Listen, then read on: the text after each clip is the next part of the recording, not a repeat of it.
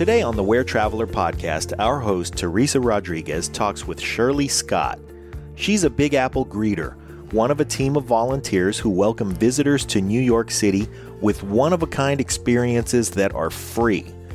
In the true spirit of the Big Apple, Shirley and the rest of the team promote friendly, inviting, cross-cultural experiences of living in New York. They bolster tourism by welcoming visitors from all around the world, and they give a great example for all New Yorkers of showing pride in their city and giving back by volunteering. Shirley is one of over 300 Big Apple greeters who typically spend between 2 and 4 hours with the visitors they engage, showing everything the city has to offer, from the people in the neighborhoods of any of the 5 boroughs, to the natural wonders of Central Park, to the world's greatest collection of museums, to the architectural features of the buildings that defined the modern metropolis. This diverse collection of New Yorkers can take visitors right to the heart of whatever they love the most in the town that truly has it all. That's why among the hundreds of thousands of visitors guided by Big Apple greeters, virtually all of them has said that the greeters made a difference in their trip, made them feel much more welcome, and helped them to be more confident to explore the city on their own. Now, if you like what we do here on the Where Traveler podcast, and if you find travel tips fun and useful, please do us a favor and subscribe to the show on iTunes or Spotify, or write us a review and give us a 5-star rating. We sure would appreciate it, and we'll keep the valuable content coming week after week. And speaking of valuable content, Shirley talks with Teresa about how to get your bearings in Central Park when you feel lost, and about so much more that's in the neighborhoods almost hiding in plain sight. And if you go to bigapplegreeter.org, you can request a greeter for your own trip to New York City. You can volunteer to be a greeter if you are a New Yorker, or you can support the Big Apple greeters with a donation or a purchase from their gift store. That's bigapplegreeter.org. And now here's your host, Teresa Rodriguez, and our special guest, Shirley Scott.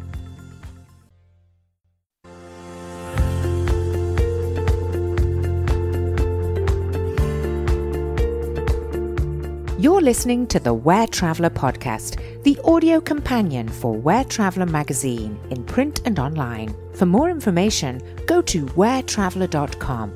And now, Teresa Rodriguez, Editor-in-Chief for Where Traveler San Francisco.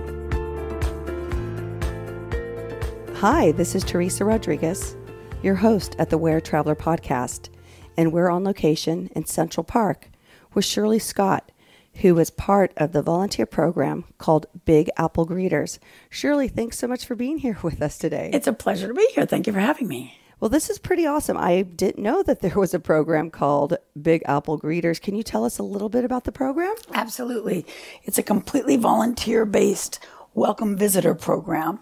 We have more than 300 volunteer greeters, and we meet visitors to the city by appointment, and we share with them a neighborhood that the greeter knows well. For example, I studied art and design, and I enjoy architecture. So my first greeter visit, and I also speak Spanish, so we try to match up languages with interest. So my first visit was a lovely architect from Argentina, and I took her all around Gramercy Park, and we did pretty much a address by address of the different history all around Gramercy Park, which of course is the park that if you live on the park, you get a magic key to the parks. It's a very fun place to know, but a lot of fun history.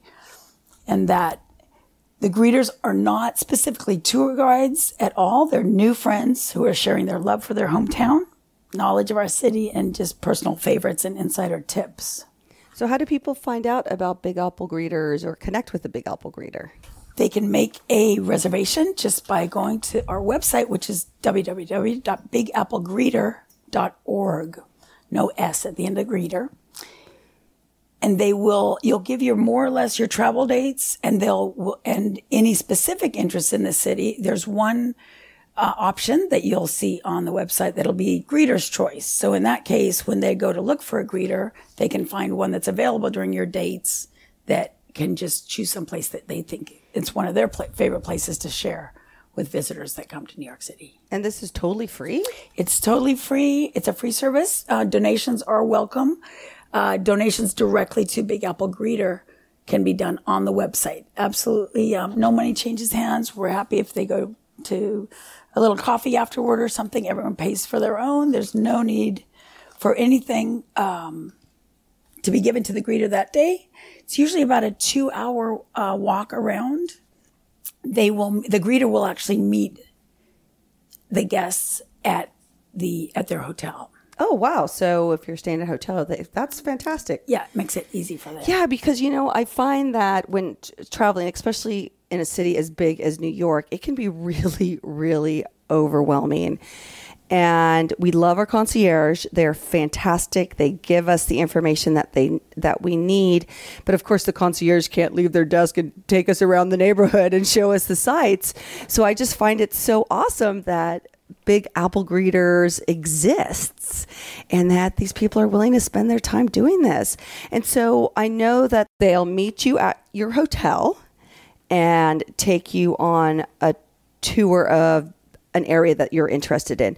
I'm assuming via foot, via public transportation. I mean, what's the usual means of getting to a location? Say I'm staying on the Upper West Side and I want to go check out Wall Street. Yeah. So they would actually they would use your Metro, you would use your own Metro card. And if you don't have one, they would take you to the nearest subway stop, help you purchase the Metro card. And from the Upper West Side to Wall Street, definitely it would be a very easy, quick ride on this train. They're also happy to give any help with transportation as far as like teaching people how to use the Metro card, how it works. And then once they got to the other place, then probably on foot, usually they'll pick a spot once you get to the goal area of the city that you are interested in. That would be where the bulk of the walking and the visit greeter experience would happen. And then they would get you back in the direction of your hotel, and then they would go on to their home. So everyone is... That's awesome.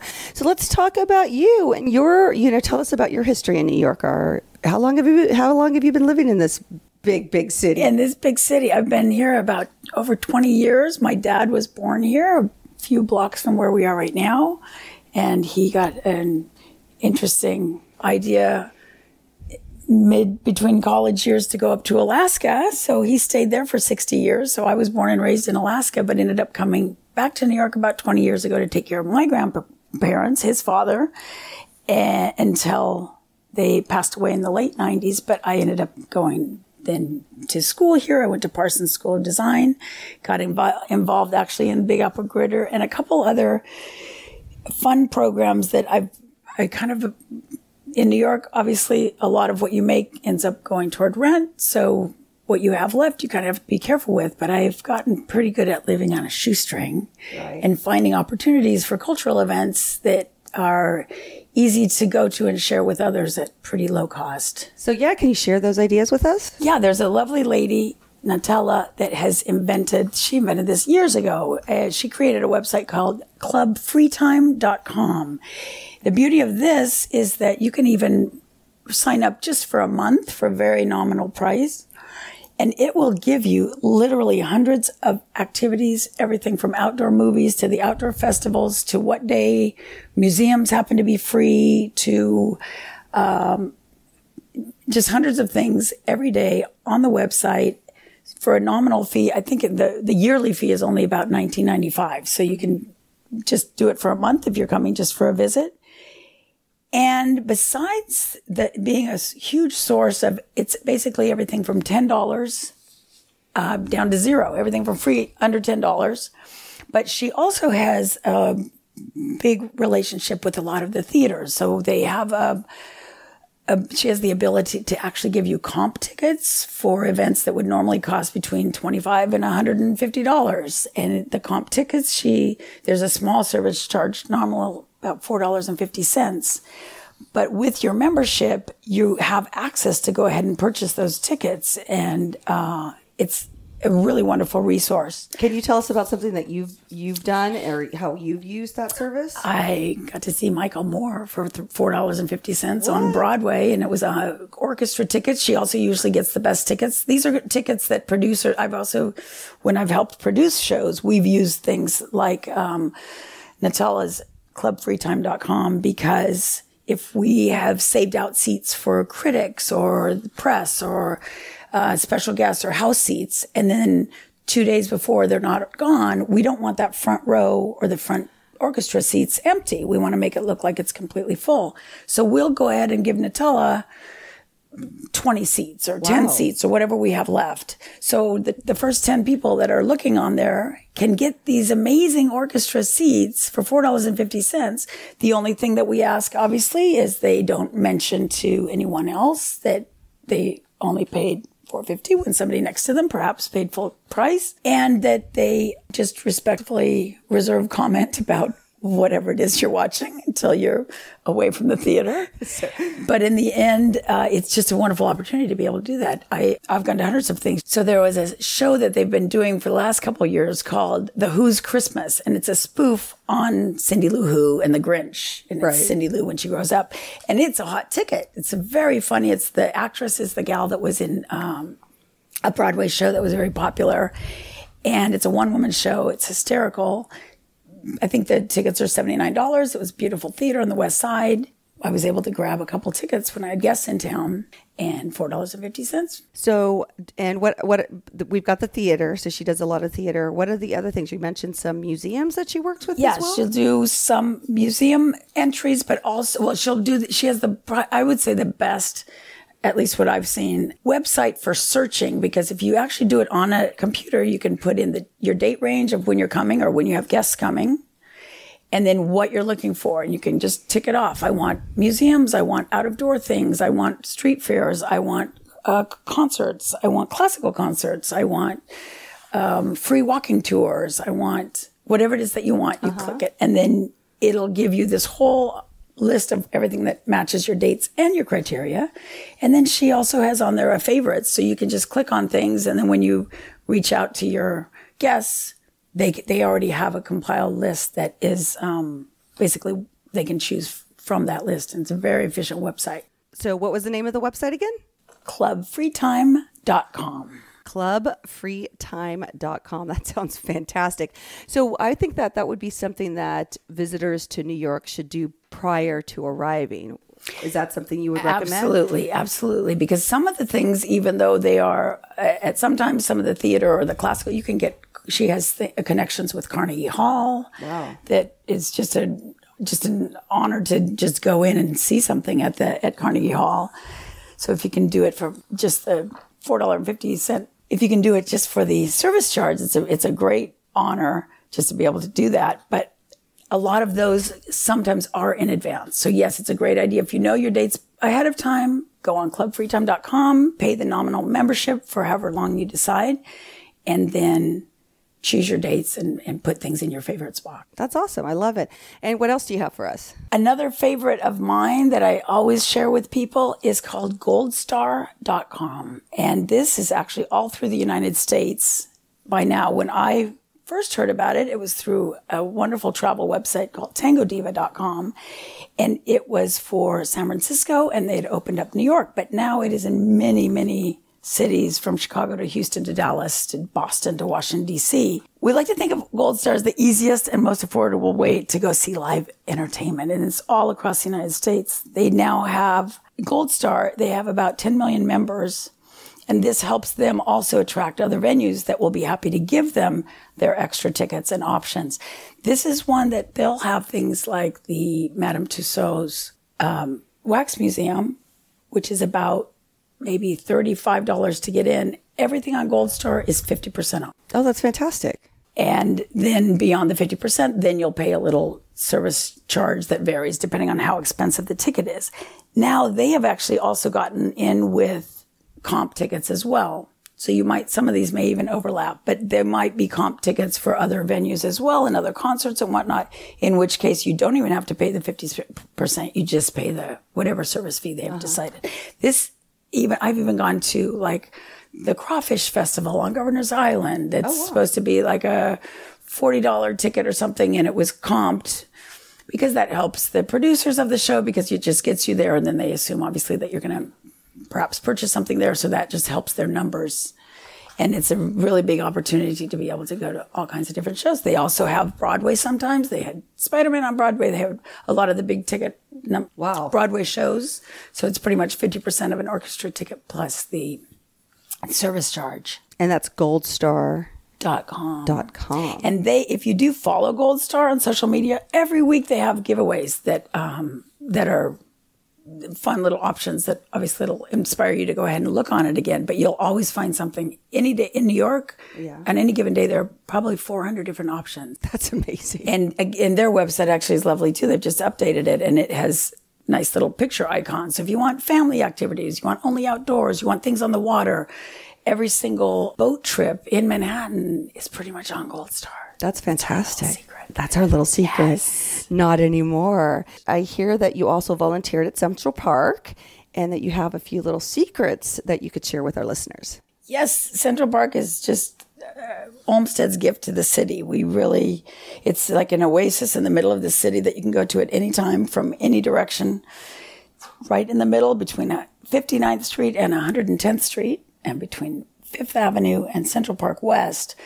It is so big, it's divided for the care of all of the flora and fauna into 106 different sections. Each section has a horticulturalist that is in charge of that section. The section that I volunteer in is where we have the cherry blossom trees that were a gift from Japan in 1979. So there's specific care that we have to give them, and it's just a fun way to be outside. I live in an apartment without a balcony and usually kill my houseplants, but this is a way that I can actually go dig in the dirt. In the fall, you might go and get to rake leaves and pile them into the little trailers that will drive around. You might have to pick up acorns because we don't want extra seedlings sucking out nutrients and whatnot from the soil. So you might just be picking up acorns. You might be pruning these gorgeous cherry trees so that because the horticulturist will explain exactly why you do everything, and you just to go do it. And you give maybe 2 hours a week if you can. It's a wonderful experience. One little secret that they taught us, for example, when you're in the park, the goal in that park is that you could get lost in it. Believe it or not, that is the goal in the park. In fact, the reason that Olmsted got the contract, he put in all of the there are a few actual vias of traffic. They can go through the park from the west side to the east side and vice versa. But he made them sunken in a way that if you are actually literally 500 feet north of where the 2 lanes of traffic are going back and forth, you can't see them and you can't hear them. Wow. So that's the only reason the main reason that he got that contract.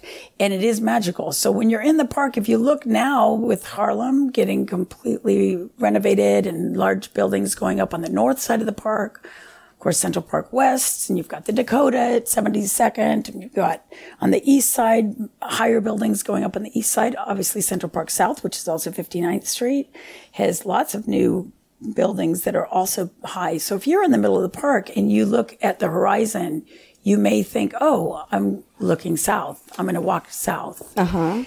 There's a little secret that they taught us, which I don't think it's a secret, and we're going to share it with you. Every lamppost, this was from way back when they originally built these. So on the old, beautiful wrought iron lampposts right up to the new mercury vapors that they put in, there are 4 numbers on every lamppost. The first 2 indicate what street approximately you're parallel with. And then the next 2 are just which number along the park that lamppost corresponds with. So if you're walking and you see you don't know which way is north or south, and you see a lamppost and it says 7209, you know that you're at 72nd Street. Wow. So if you just keep walking and find the next lamppost, if it says 7309, you know that you're going north. I'm Teresa Rodriguez, Editor-in-Chief of Where San Francisco, and you're listening to Where Travel Podcast, where we'd love to talk about anything related to travel. For more information about this episode, as well as Where Traveler, be sure to check out wheretraveler.com. 09, you know that you're going north. So you just, as long as there is a lot of north, south, east, west here, and even ordering an Uber or any kind of shared car, it's good to know north, south, east, and west. One simple little thing. Yeah, can you tell us about the streets? There's avenues and there's streets, Absolutely, correct? there are indeed. And do they go in specific directions? I'm glad that you asked me that, because this really does help people if they can just, before they come, take a look at a map of New York. The avenues go north and south only, and the streets go east and west only.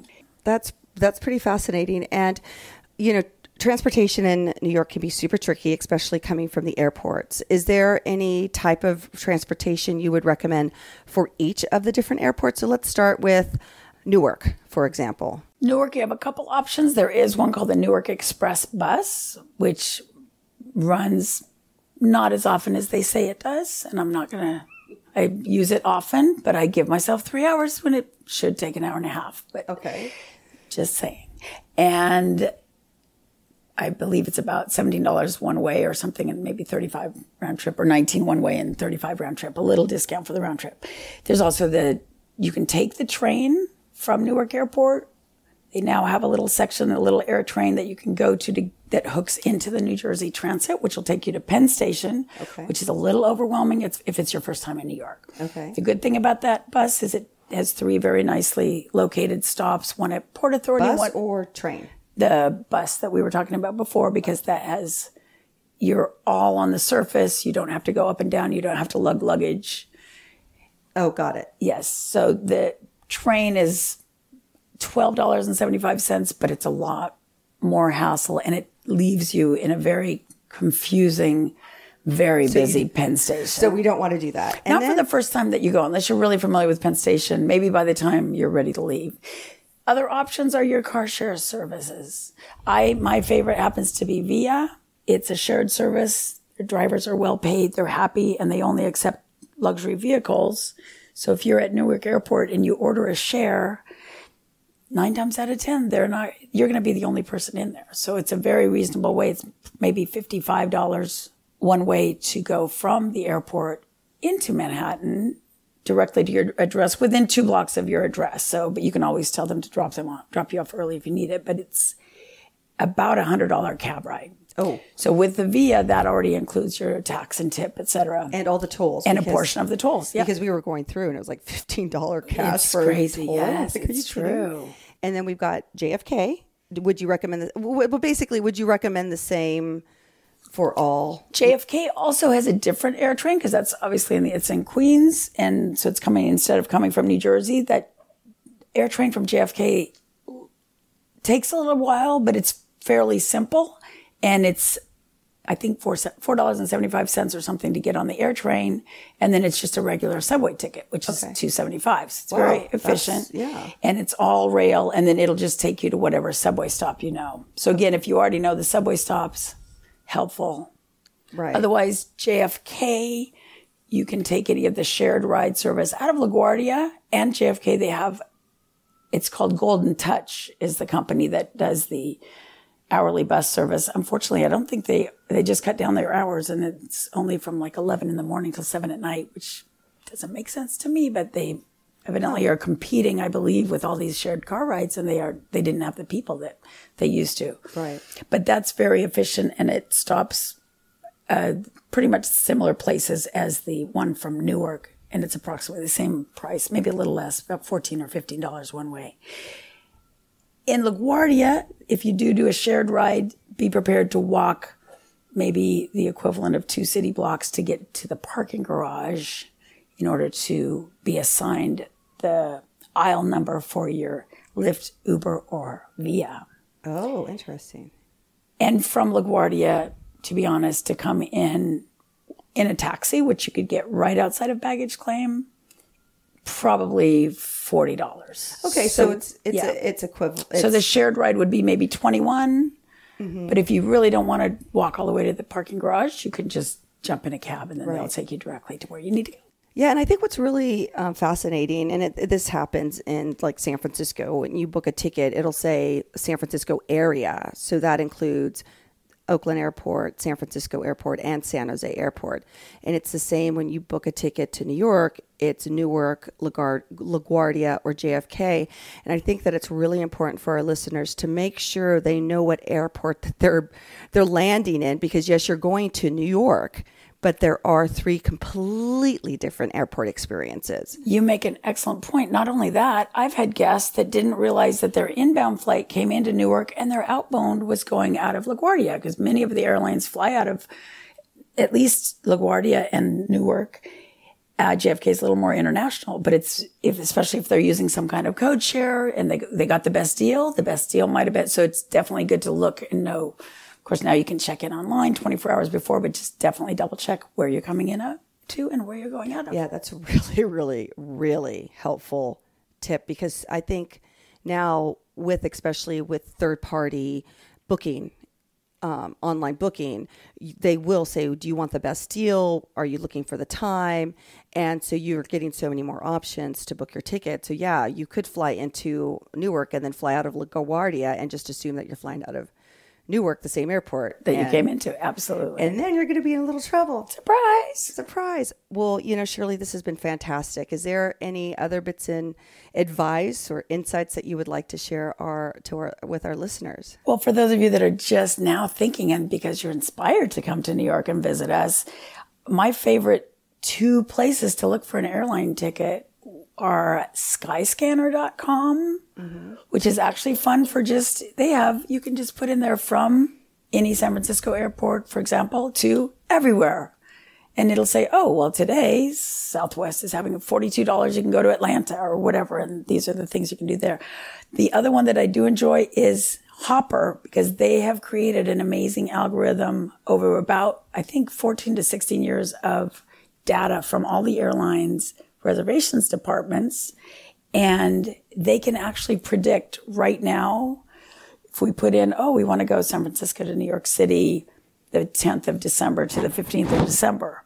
It'll say, okay, now it's $1,100, but go ahead and wait, because we see it going down to, and they'll give you a number. And then you just sign up for a little alert and you'll get an alert saying, it's gone down 300, but just wait, because we see it going down. And then sometime in November, it'll say, it's gone down to $499. We don't see it going any lower. We suggest you buy it now. Oh, that's fantastic. And I have to say that it is a very it's 98% accurate. It seems when they tell you buy it now, go ahead and do it. Wow. But it's a good way to be able to plan ahead. And then once you do that, then you're going to go on Club Free Time and you're going to go on all of these others and find and you might actually fun things to do. You might be there. I might be their Big Apple greeter.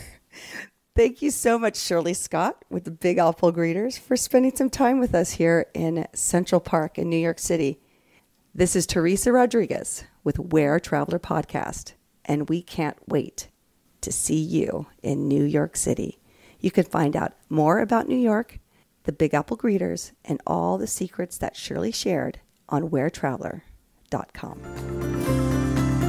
Thank you, listeners, for joining me. You've been listening to the Where Traveler Podcast, hosted by me, Teresa Rodriguez. This episode was produced and directed by Pete A. Turner, John Leon Guerrero, and Victoria Shepard. To listen to this podcast, find out more information about the crew, as well as Where Traveler, visit wheretraveler.com, your ultimate destination guide.